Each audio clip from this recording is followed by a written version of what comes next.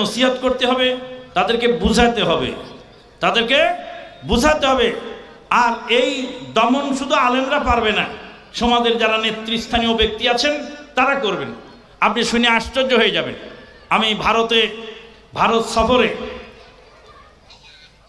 আপনার বীরভূম জেলার এক বাসায় রাত্রে শুয়ে ঘুমাচ্ছিলাম, আমি পাশে দেখছি বাংলাদেশের একজন আলেমের ওয়াজ বাজতেছে রাতের বেলা।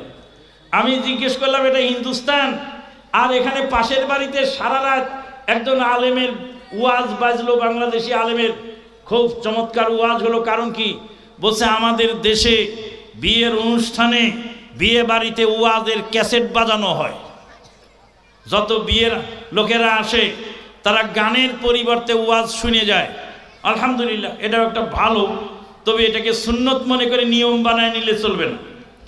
আমাদের দিকে